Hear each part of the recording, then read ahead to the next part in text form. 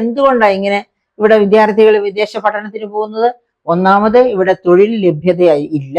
രണ്ടാമത് ഇവിടെ എന്താണ് പഠിച്ചിട്ട്, അതായത് ക്വാളിറ്റി ഓഫ് എഡ്യൂക്കേഷൻ, ഇവിടെ എഡ്യൂക്കേഷൻ ഹബ്ബാകും എന്നൊക്കെ എല്ലാ ബജറ്റിലും പറയുന്നുണ്ട്.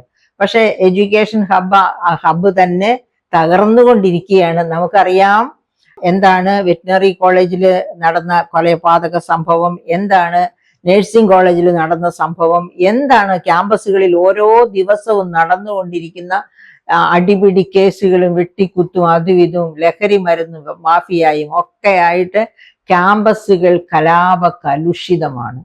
ക്യാമ്പസുകളിൽ മക്കളെ വിട്ടിട്ട് പേരൻസിന്, അതായത് ക്യാമ്പസുകളിലേക്ക് പോകണ്ട, വെറും എന്താണ് പ്രൈമറി ക്ലാസ്സിൽ പഠിക്കുന്ന കുഞ്ഞിനെ വീട്ടിൽ നിന്ന് സ്കൂളിൽ വിട്ടു കഴിഞ്ഞാൽ സമാധാനമായിട്ട് ഒരു അമ്മയ്ക്ക് ഇരിക്കാൻ ഒക്കില്ല, തിരിച്ചു കുഞ്ഞു വരുന്നവരെ. കാരണം എല്ലാ സൗകര്യങ്ങളും ബസ്സിൽ യാത്ര ചെയ്യാനും ഒക്കെ കൊടുത്താൽ പോലും ഏത് പുഷറാണ് എൻ്റെ കുഞ്ഞിന്റെ വായില് ഒരു ലഹരി മരുന്ന് കലർന്ന മുട്ടായി വെച്ചു കൊടുക്കുക? ഒരമ്മയ്ക്ക് പോലും ഒരപ്പന് പോലും വിശ്വസിക്കാൻ പറ്റാത്ത ഒരു കാലമായി കേരളം അങ്ങ് ഇരുട്ടിന്റെ കേരളമായിട്ട് മാറിയിരിക്കുകയാണ്.